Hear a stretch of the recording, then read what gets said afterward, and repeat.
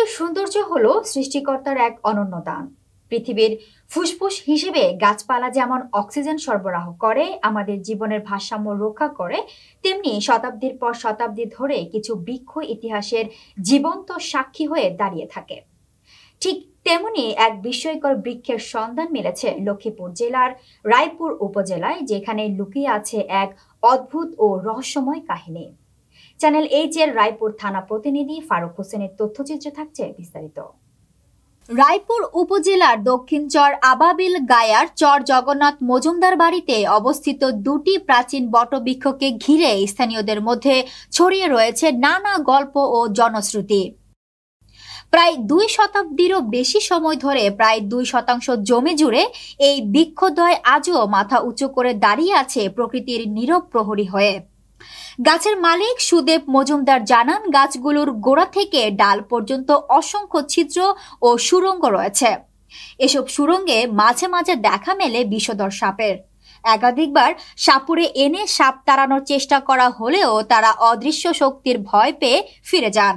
এমনকি গাছ কাটার সিদ্ধান্ত নেওয়া হলেও শ্রমিকদের নাকি স্বপ্নে গাছ না কাটার সতর্ক বার্তা পাওয়ায় কাজটি আর এগোয়নি। স্থানীয়রা বিশ্বাস করেন এই গাছের ভেতরে কোনো অদৃশ্য শক্তির অবস্থান রয়েছে। বহুদিন ধরে এলাকার সনাতন ধর্মাবলম্বীরা গাছটির নিচে পুজো দিয়ে আসছেন, কারণ গাছটির পাশেই পূর্বে তাদের মৃত আত্মীয়দের সৎকার করা হতো। বৃক্ষদ্বয়ের শিকড় ও শাখা প্রশাখা যেন প্রকৃতির সঙ্গে মানুষের অদৃশ্য এক আত্মিক বন্ধনের প্রতীক। কালের সাক্ষী এই দুই বটগাছ আজও দাঁড়িয়ে আছে পাশাপাশি, এক অন্তহীন ভালোবাসা ও রহস্যে ঘেরা নীরব ইতিহাসের ধারক হয়ে।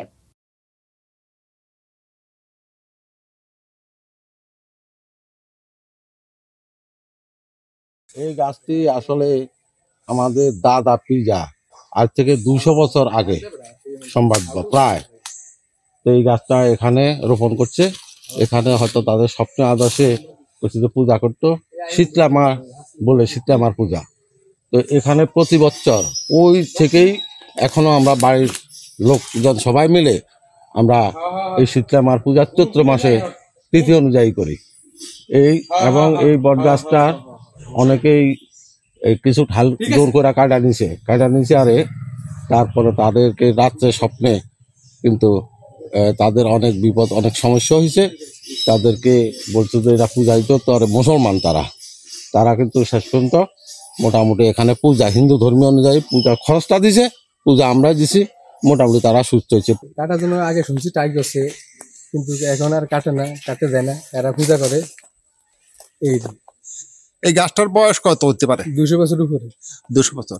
এই গাছে কি বললেন আপনি যে গাছটা কাটতেছে না, কাটতে গেলে কোনো সমস্যা? কি সমস্যাটা কি হচ্ছে? সমস্যা জিনপুরি এরা করে, হ্যাঁ এগুলি সমস্যা করে। কি মানুষ কি বিপদে পড়ছে গাছ কাটতে যায়? বিপদে পড়ছে, আগে শুনছি আমরা বিপদে পড়ছে, কিন্তু এমন বয়স আমরা শুনি না, দেখি না, কাটে না। এই গাছটার মালিক কে? মালিক না, এটা ইসমাইল।